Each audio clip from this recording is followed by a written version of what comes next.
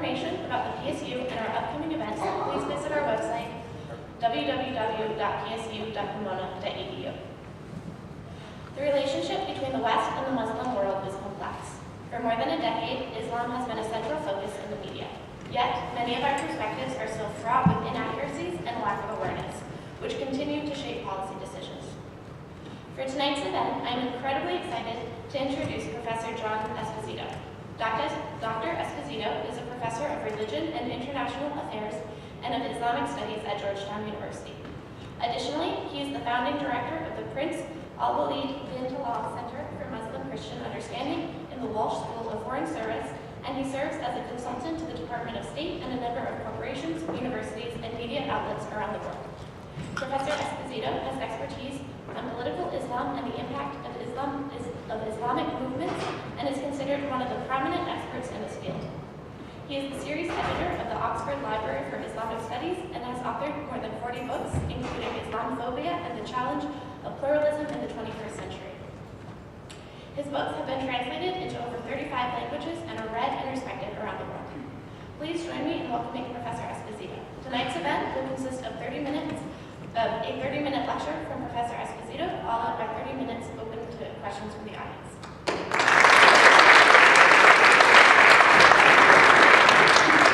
Very much. I've been speaking for about 40 years. This is the largest probably. If anybody would like to come and hold it for me. I'm delighted to be here for a variety of reasons, not the least of which is your gorgeous campus, and today turned out to be a really nice day. And we've been sort of trying to work this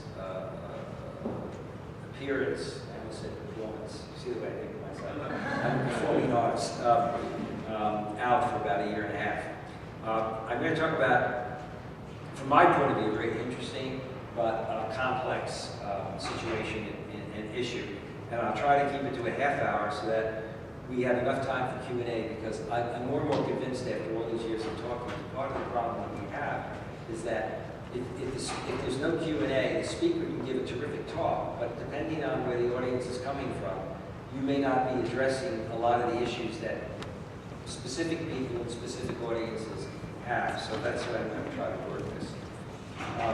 When you talk about looking at the future of Muslim-West relations, I think that the Arab Spring becomes a real wedge for getting at what our problem is and why this is a period of major transformation.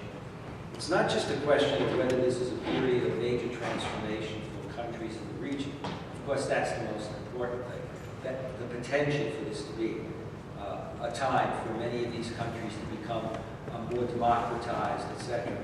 It's also that it's a time for a major transformation in U.S. and EU foreign policy. What the Arab Spring has demonstrated in many ways, even if it were not to move forward in the most successful manner, is the failure of the accepted paradigm for U.S. Muslim world relations, or if you will, Western Muslim world relations. Let me just give you an example of what I'm talking about. I came off a plane in Washington, and I was on my way to lecture at a conference on Iran and the Arab Spring, more on Iran.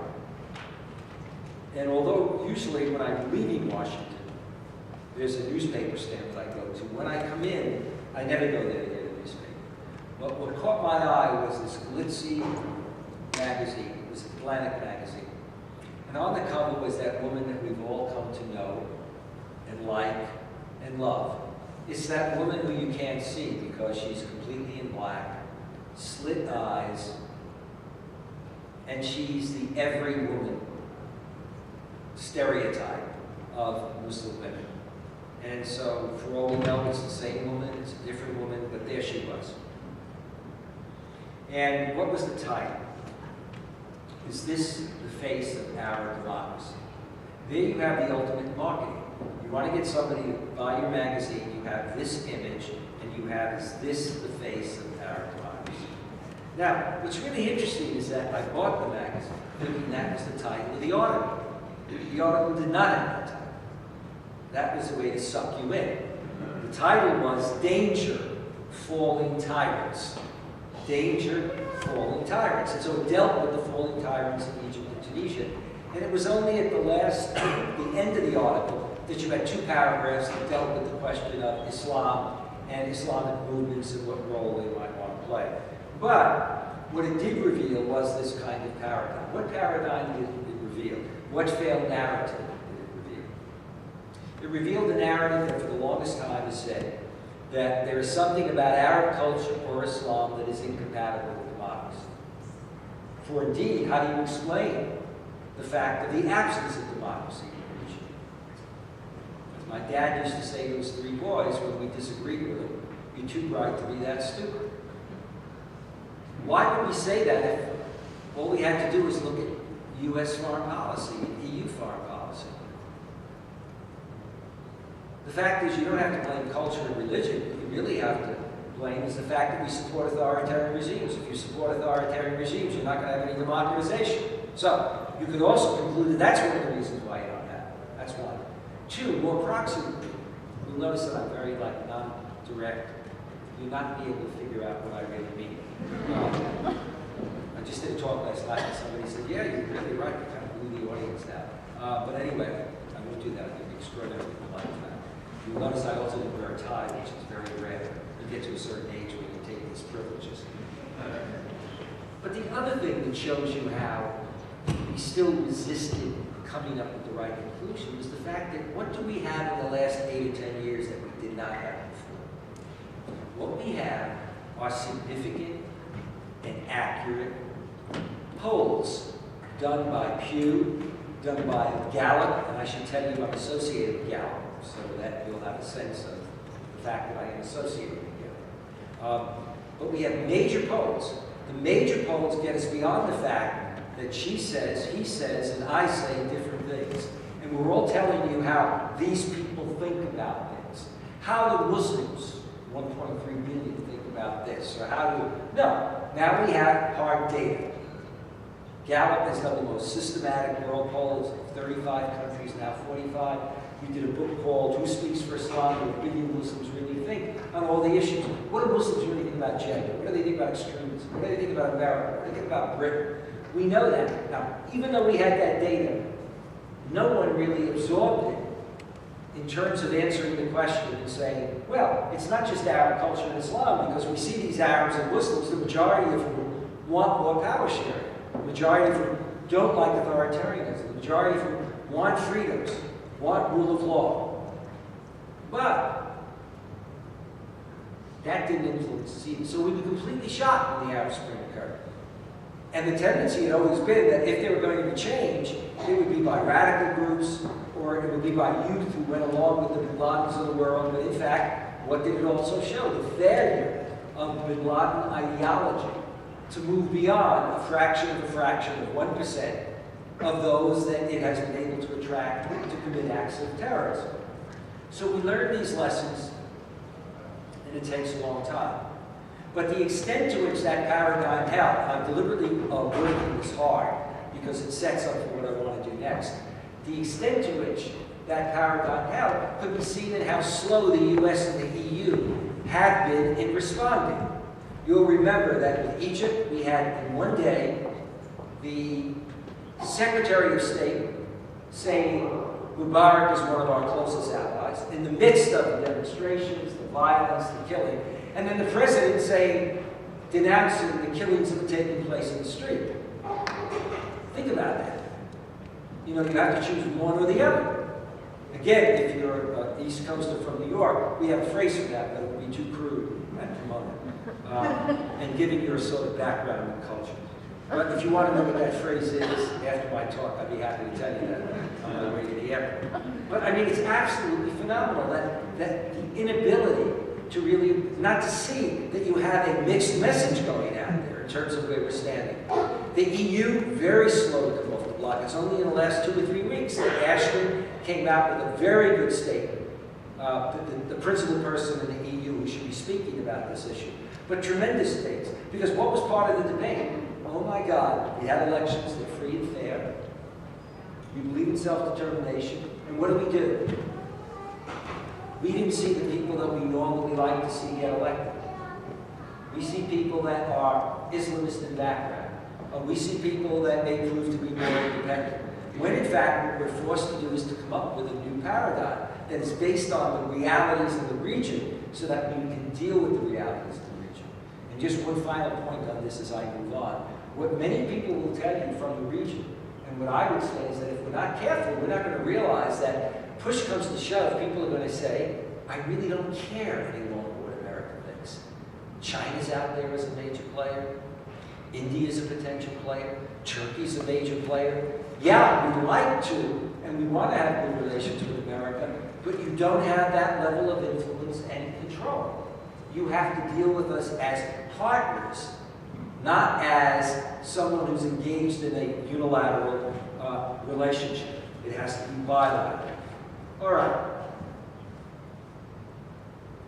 Where are we then in terms of the key issues that emerge?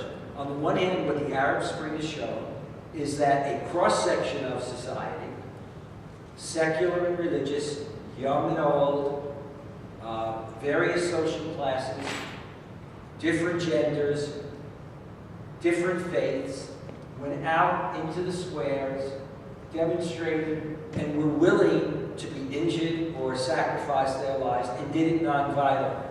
It's only in countries like Libya and Syria and Yemen where demonstrators faced with violence, unremitting violence, responded with violence. So we see that it's a broad-based phenomenon.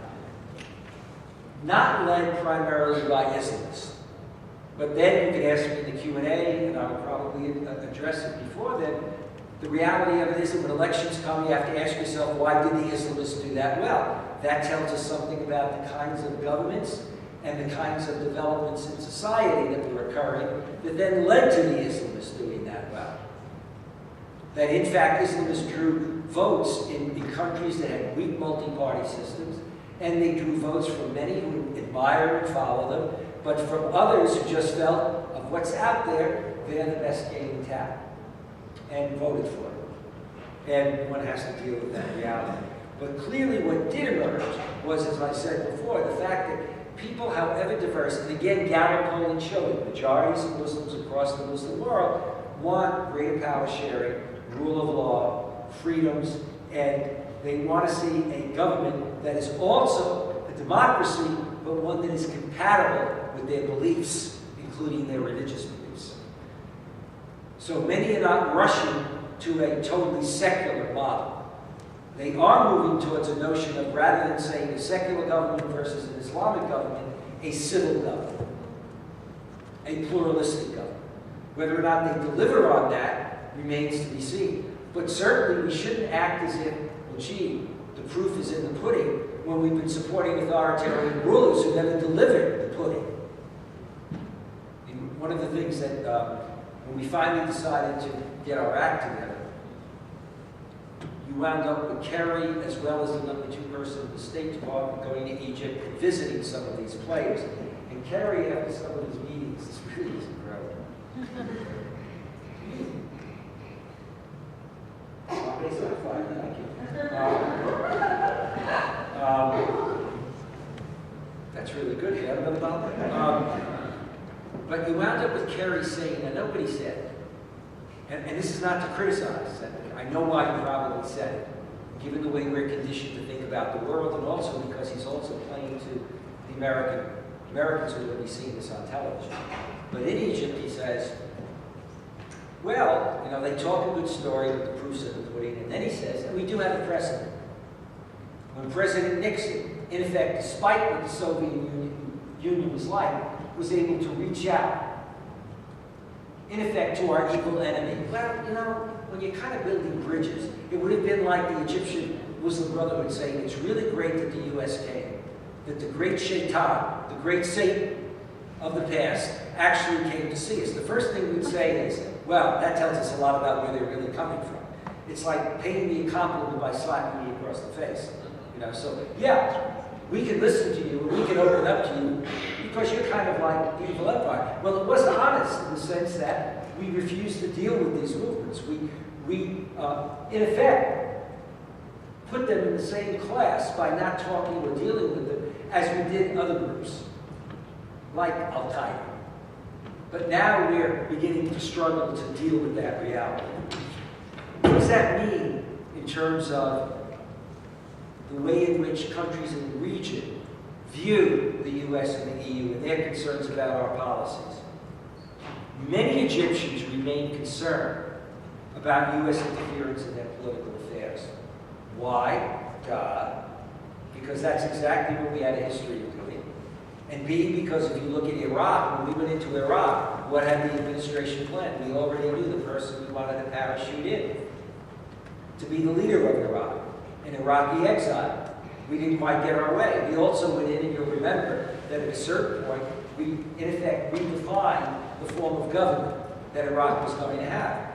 The fact that it occurred, when did I start? What time should I end? 7:35, that sounds good. In Washington, you had, during the latter part of the Bush administration, 2 assistant secretaries spoke at an international conference run by the Center for the Study of Islam and Democracy. And they were dealing with Iraq and Iraq policy. The Assistant Secretary for Political Affairs basically said, we accept the right of the people of Iraq to determine their government.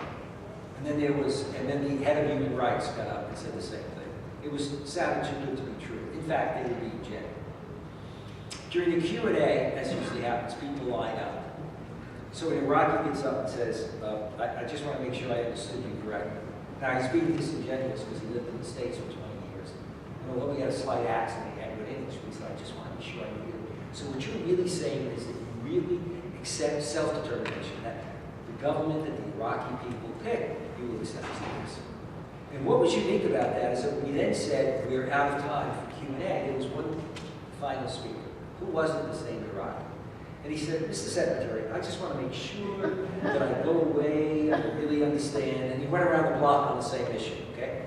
The next day, in the newspapers, Washington Post announced that the United States, our ambassador, who was in Iraq, had announced that we had changed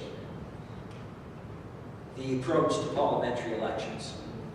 So we demonstrated that, A, we would define the process of, if you will, democratization in Iraq, and that we would change it in midstream. So this then affects Egyptian policy. So much so that 2/3 of Egyptians not only believe that we're not going to give them full self-determination in their political future, 2/3 disagree that the U.S. is serious about encouraging democratic systems. And a significant number are against aid. What kind of aid? They're against any foreign aid. That foreign aid that we often feel we hold over their heads, $1.3 billion or whatever it is, that comes with any strings attached that could influence or be given to political parties or favor political parties.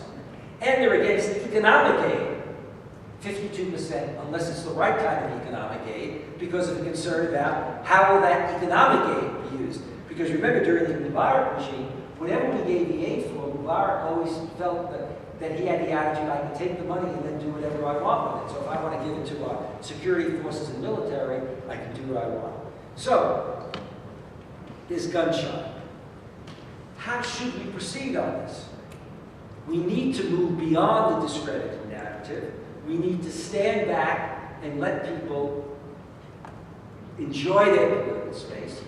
But we do need to be willing to offer our support. But that support should be much less military and far more economic, educational, and technological. In fact, in the Gallup World Poll done 3 years ago, when you ask Muslims around the world how do they feel about aid, they will say they want educational and technological aid. That's the kind of aid, for example, in Egypt, you have a high level of illiteracy.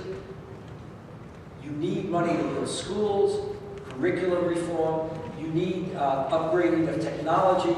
You need money for economic development. These are the key issues. In Tunisia and Egypt today, any government will rise and fall on economic development. The main issue we should focus on is economic and political development, and not try to define or be concerned about the theological or religious side. Let people decide on that. We may not like some of the conclusions that they draw, but that's their business.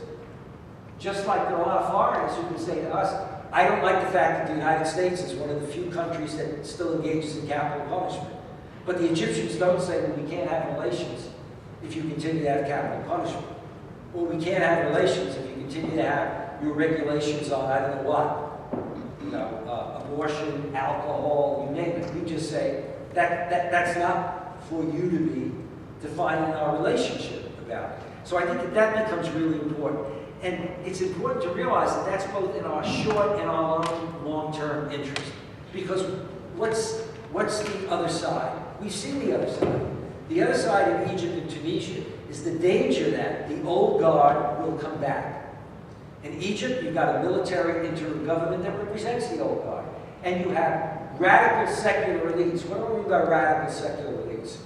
You can't just talk about secular individuals or parties. You have to distinguish between hardline secularists, or what I call illiberal secularists, and liberal. When we hear it's a secular group versus a religious, we think, they're liberal. The fact is, a lot of secularists are the very people that have been supporting military authoritarian regimes. So, they may want a certain kind of separation of church and state, but it's because they're anti-religious. But it's not because they believe in liberalism. It's not because they believe in democratization, power sharing, etc. These are the folks that you have to worry about. And we've seen this. The struggle in Egypt is the growing polarization created and promoted by the military. And the military joining other groups. The problem in Tunisia will be more the problem with a lot of the radical secularists. I've been in both Egypt and Tunisia recently. In Tunisia, the Islamists that were elected formed a government with two secular parties who did very well. The most secular and kind of hardline secularists, who were supposed to be the biggest nemesis of the Islamists, scored in the lowest amount. They have made it clear that they are going to be in total opposition and not really a loyal opposition. If you talk to them, what they make really clear is that they know their best bet is for the government to fail. And here's where I cross into domestic politics. And like some of our Republican candidates, their attitude is, if you want to be successful, make the incumbent fail at any cost. And if in the interim a lot of people get hurt, and you see this in Tunisia, you have high unemployment in a country that, in contrast to Egypt, has high literacy and a high level of professional training, where people are unemployed. People are willing to see the economy fail for another year. It's a scorched earth policy. And even willing to see demonstrations and some violence that will discredit and bring down the government so that they can move forward. That's what we have to be careful about, that we not play into those hands. Now, just two other points, because I have 7 minutes. I may finish a little early, so Lynn will take a break. You can go rush to the men's room or the women's room, but you only have 60 seconds, so be pretty miraculous with that. If you're an achiever, you can do it. So the primary focus then, as America moves forward, is to avoid this knee-jerk reaction of being concerned simply about the religious. I don't know if you're aware of it, but Congress has actually moved to pass an act that says, with regard to our aid to Egypt, we will give it to Egypt as long as extremists are not elected. Who do you think they're talking about? Anybody we don't like, particularly the Muslim Brotherhood, well, they've been elected.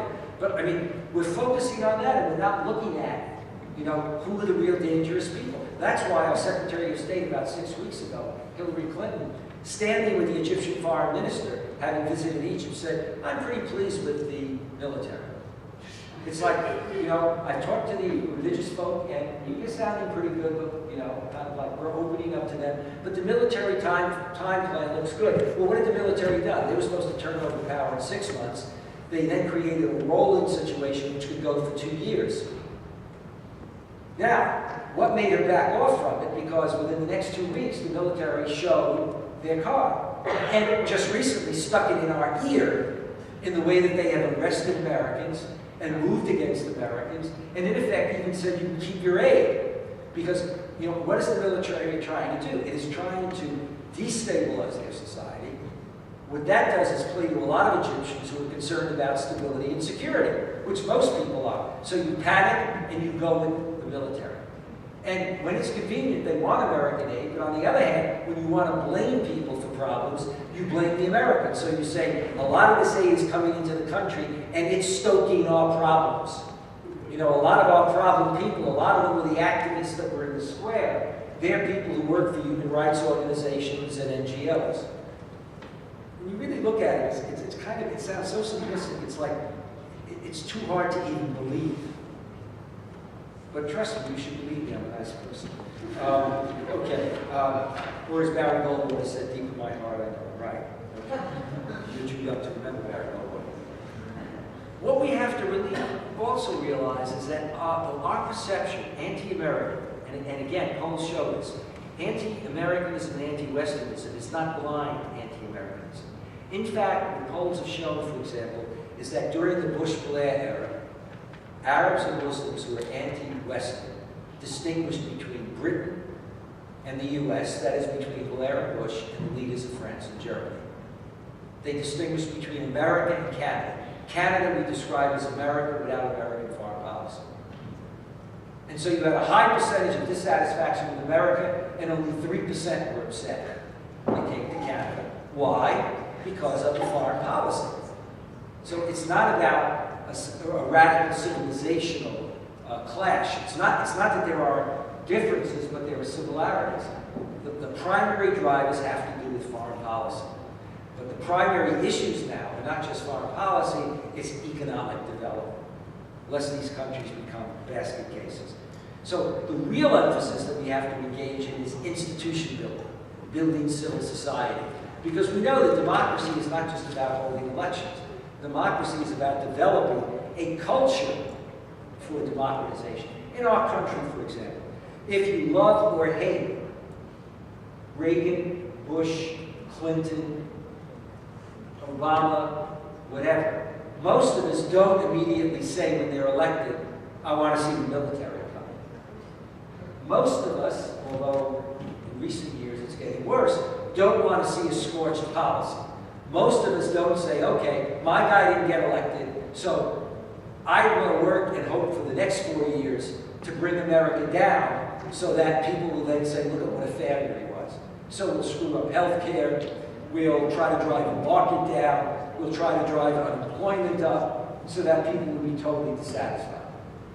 What we wind up saying is, yes, we'll engage in partisan politics, but we'll wait for the next time around and attempt to defeat the person that comes up.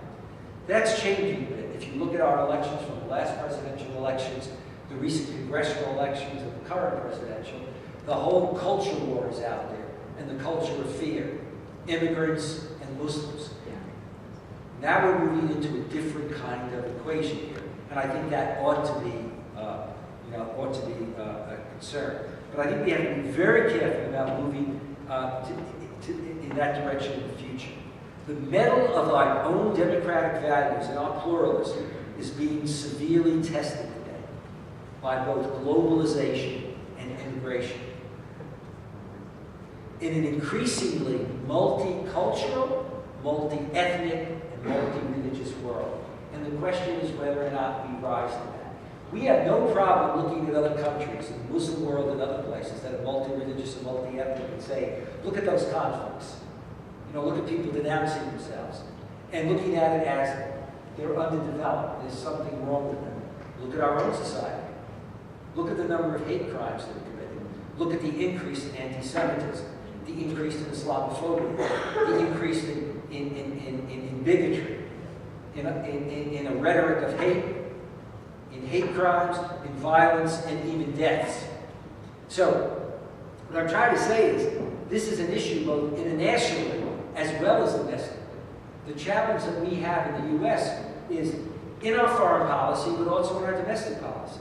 Will we wake up at a certain point, and for those of us that are older, realize that the America that we knew and celebrated, and for those of you that are younger, realize that the America that you studied about, even if you don't always see it in terms of our principles and values, really doesn't exist. That too many of our leaders, when they engage in foreign policy and domestic policy, make an exception with regard to a certain part of the world.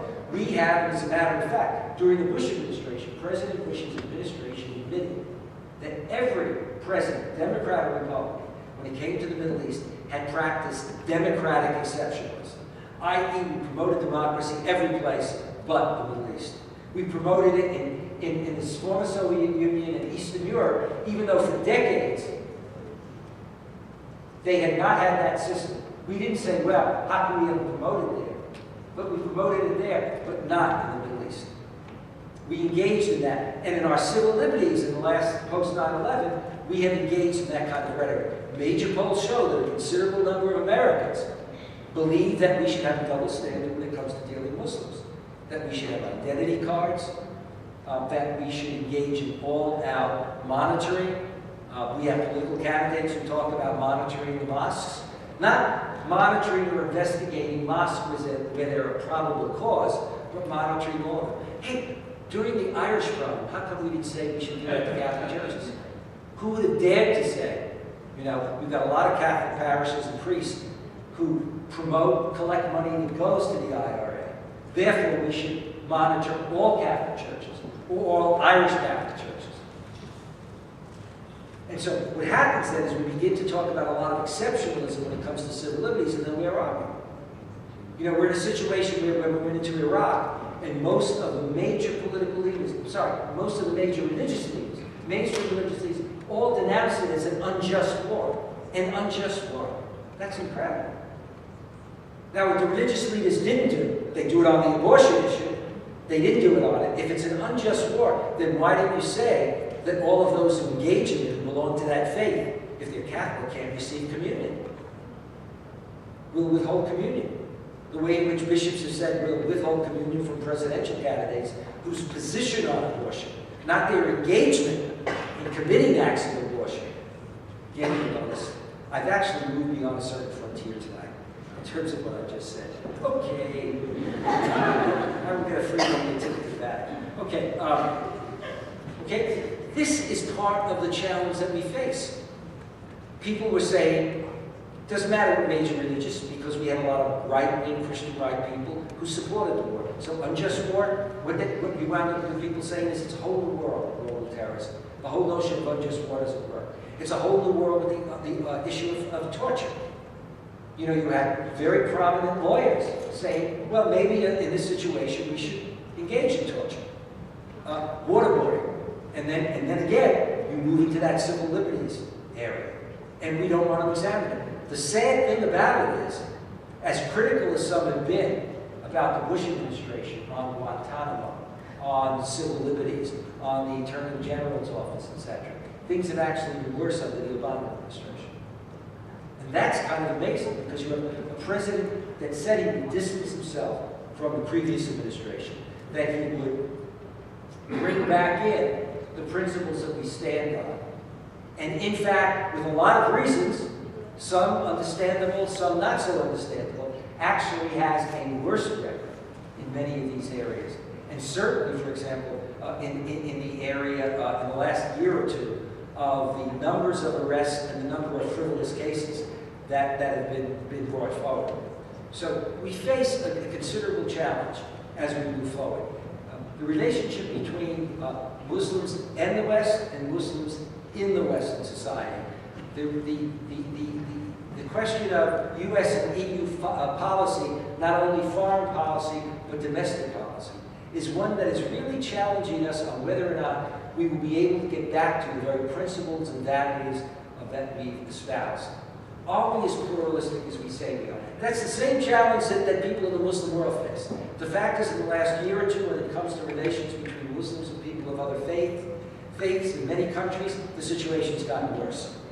Okay? So that issue of pluralism has to be addressed. But in the West, we don't think of it that way, because we've always seen ourselves as much more pluralistic and much more espousing a modern notion of human rights and civil liberties, all of which is true. But the question is whether or not, as a result of the last 10 years, that has eroded. Our challenge as citizens is A, to be more aware, and B, to be ready to vote in the next elections. Because in the old days, you could leave it up to the people who got elected. Today, you can't do it.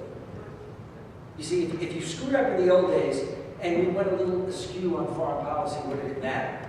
Well, what we've seen is that if we really screw up in foreign policy, it affects our economy, it affects our stability, it affects our security. But guess what? It also affects, more insidiously, our identity, our sense of values, and who we are. Thank you.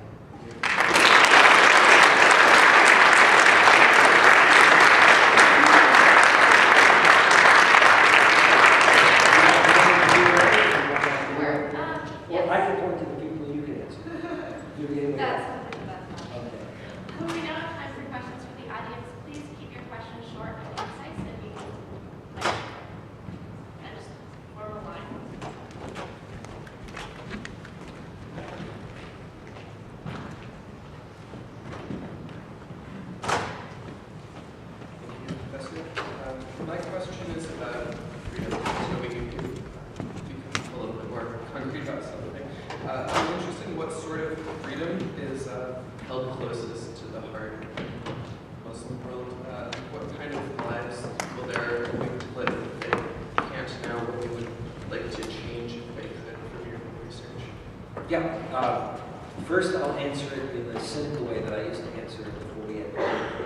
What I would say is that a lot of people were right.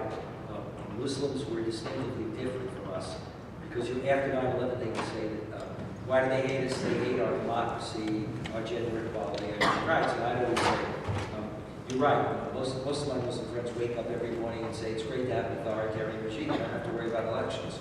I don't have to watch TV and all the stupid debates. And I'm obviously anti-capitalist because then I have to really work on it. The reality of it is that most of the data shows that majorities of Arabs and Muslims, their primary concerns are about their family, jobs, the economy, their kids' education, and they have exactly the same place on safety and security. In fact, their primary concerns are precisely what most Americans say are their primary concerns. Economic development, their family, and safety and security, and democratization. Those are the primary concerns. And so, for example, the level of concern that we've had about safety and security is even greater in many parts of the Muslim world. Why? Because they've been the greater victims. As tragic as 9/11 was, we lost 9,000 people. You add up tens of thousands of people, who've been killed in Muslim countries as a result of religious extremists, political extremists. That's an issue. So, those would be the major concerns. I'd like for you to say a little bit more about economic development, because in general it has meant, especially in relationship to other nations, it has meant more and more of a dependence on the economy of the United States. We saw that with the Alliance for Progress in Latin America, and I could go on and on with that. The other thing of economic development that I find very, very threatening is the threat to the ecology. Because the economy as seen by the United States is a growth economy, and the world cannot stand growth. So could you say a little bit more about economic development?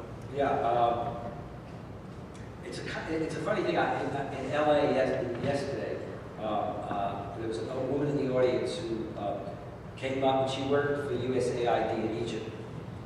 And I think she was of Arab and Muslim background. But she was saying to people, it was something that I experienced as far back as the early 1970s when I lived in Lebanon.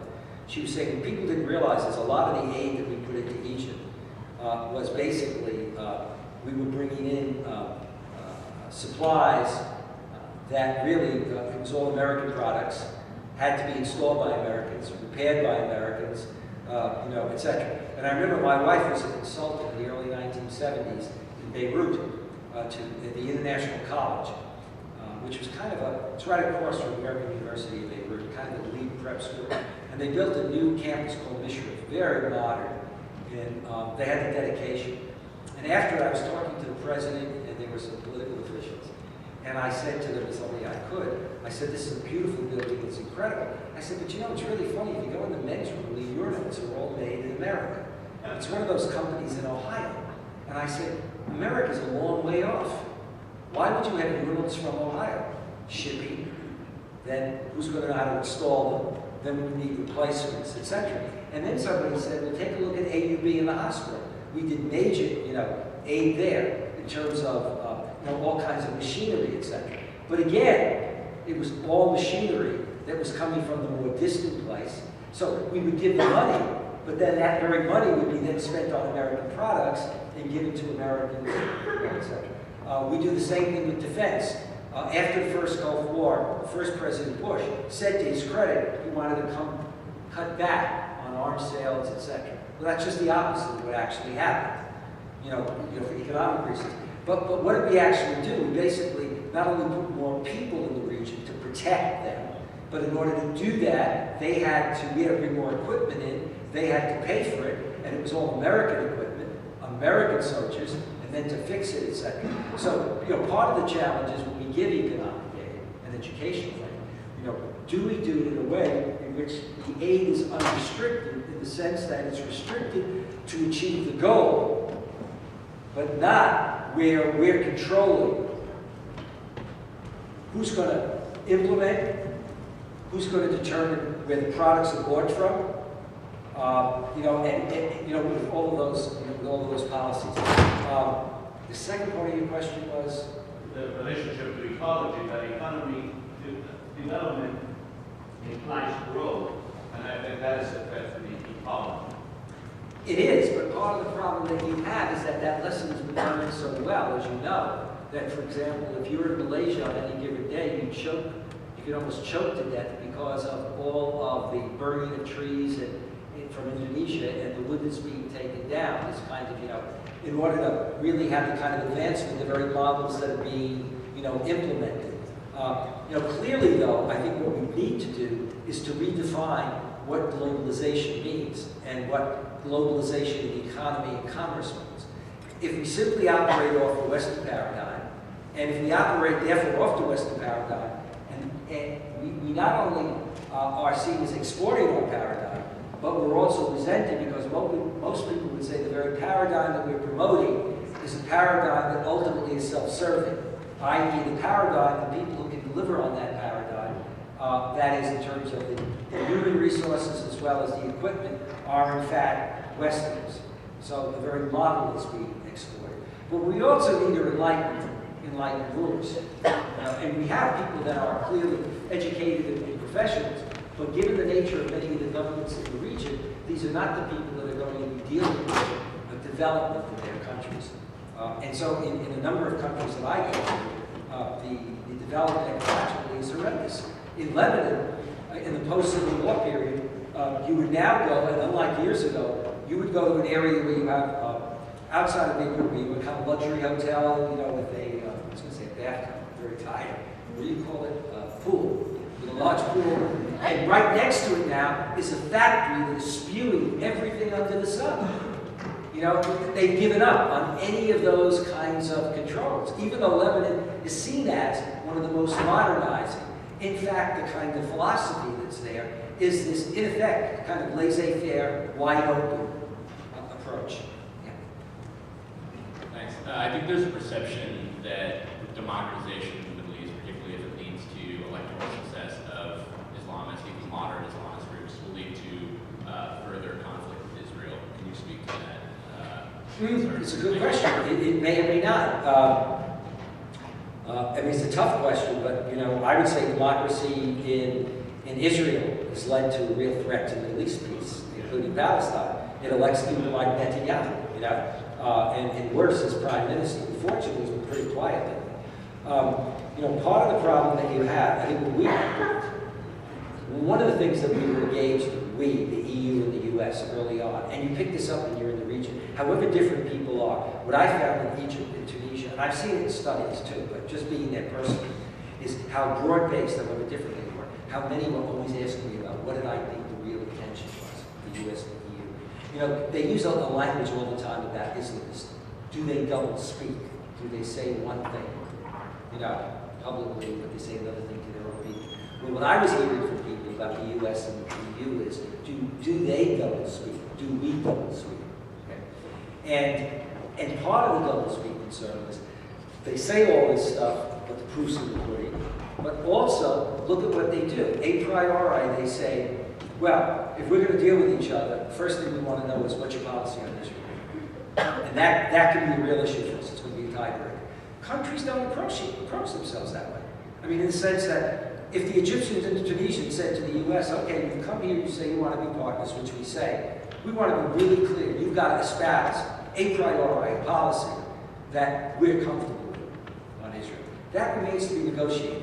What these ruling parties so far have said is that they will honor the agreements that have been made. But that doesn't rule out down the line that there may be referendum in their countries.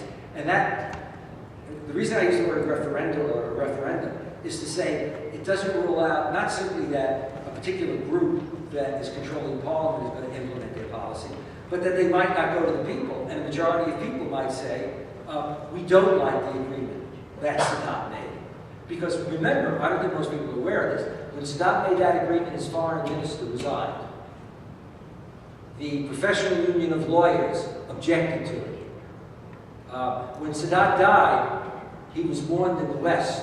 You did not have large numbers of people at his wake or his funeral. So what I'm trying to say is this is an issue. Now, how do you address that issue if you're really concerned? Well, from my point of view, if you're the U.S. and you're Israel and you say you're really concerned about it, you not only say what you expect from them, you deal with the need to change some of our policies. You know, and in other words, if there's working towards a meeting of the way, you don't say now you have to commit to something. I don't. But what you say is, okay, as we develop and function, we can move forward. One of the leaders of one of the movements said to me, he was in Washington, and he said, I had very good conversations, even with people like McCain and others, you know. He said, but in one conversation, people were saying, well, this is what, you know, we expect and what you need to do. And he said, I'm very happy to talk about it as long as we talk about it as partners, as equals. So it's not that I get together with you and you do me the favor of telling me what your problem, what I'm doing is problematic and what you expect me to change. But rather you raise that and then I can very, easily say I agree on that, we're going to disagree on that. We don't do it with the Chinese. Read the press on how we're approaching the Chinese. You know, we know that we got to do the dance. And I think that when you're setting that out at the same time that you're dealing with Tunisia and Egypt, that's going to be an issue. And of course, one of the things that many people ask is, if you're really so concerned, what are you doing about Syria? What are you doing about Bahrain? Yeah.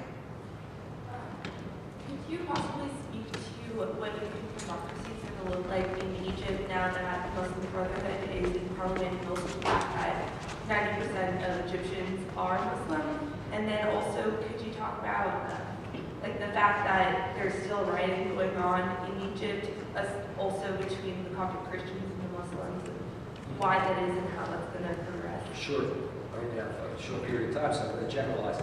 If you go to Huffington Post and Washington Post on faith, I blogged a lot on these issues, okay, so you can see it there. We don't know what democracy is going to look like. We know what people are saying.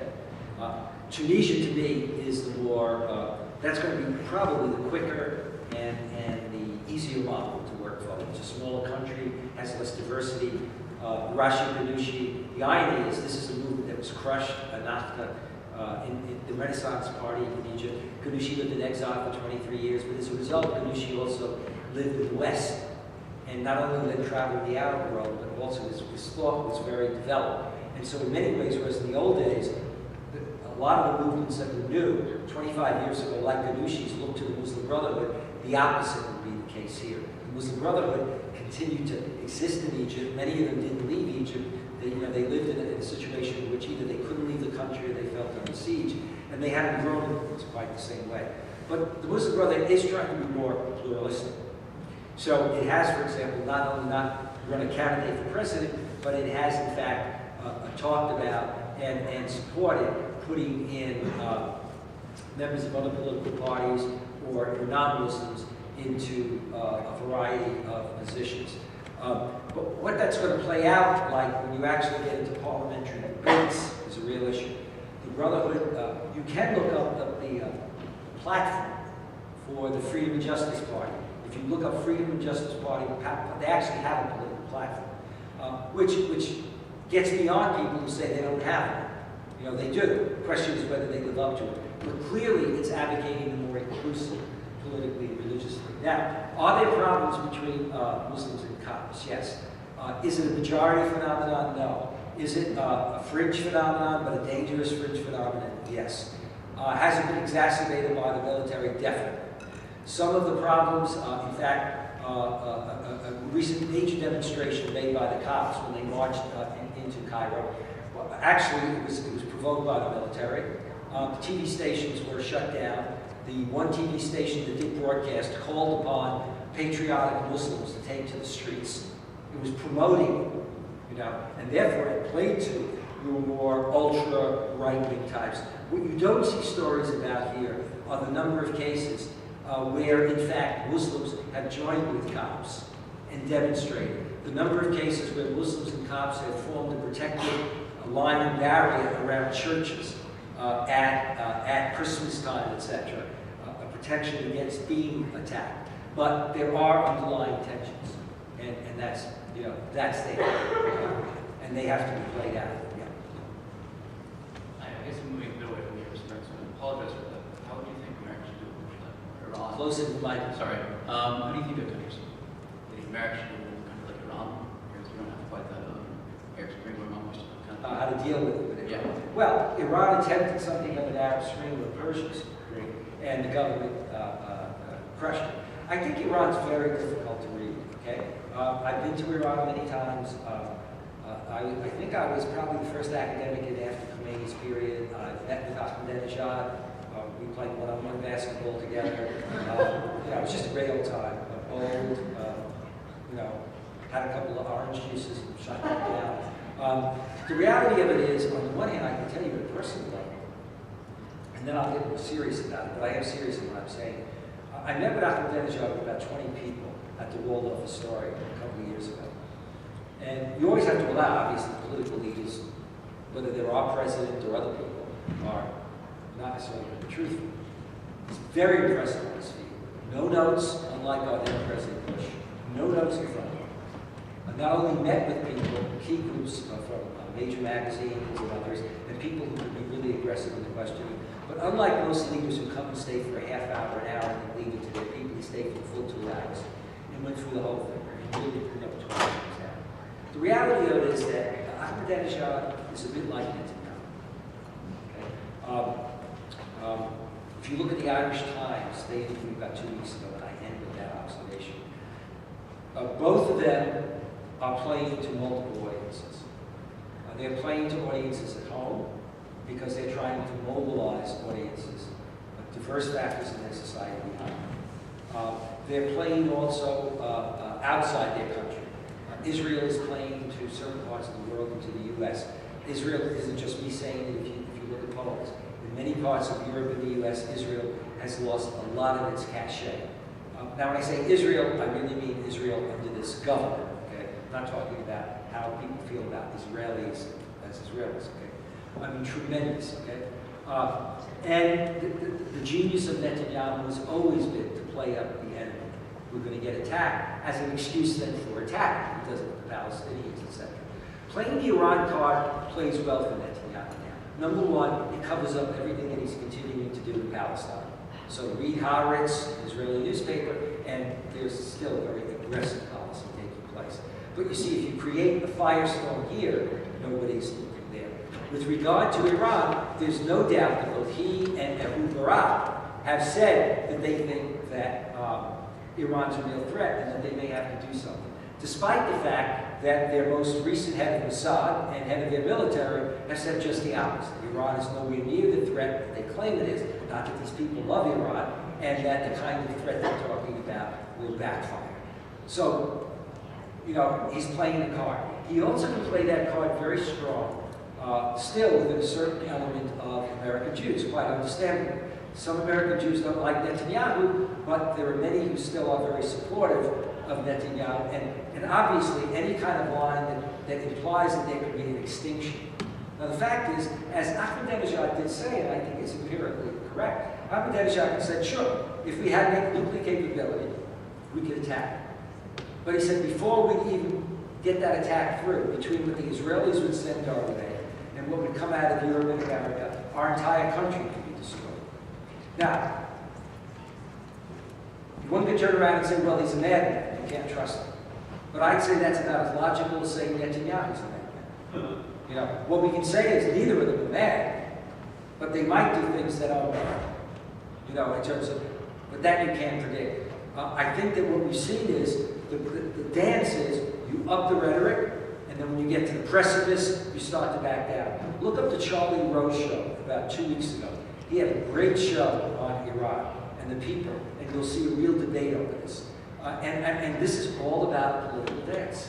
Ahmadinejad has to deal with vis-a-vis some of the senior clergy who don't like him. He has to deal with trying to marginalize the liberals. So if you play a nationalist card, it makes it impossible for your opposition not to become a patriotic Iranian and say, oh my God, if the Israelis attack or the Americans, or say, oh my God, we have the right to have nuclear power. You know, we can't allow the U.S. to tell us we can't have it when they allow the Israelis not only to have it, but when Israel is not subject to the very inspections that they're asking Iran to go through. And India is not subject to those inspections. And the U.S. doesn't make a case out of it. So, there is no clear answer. Thank you. Okay. Thank you all so much for coming, and please join me in a round of applause.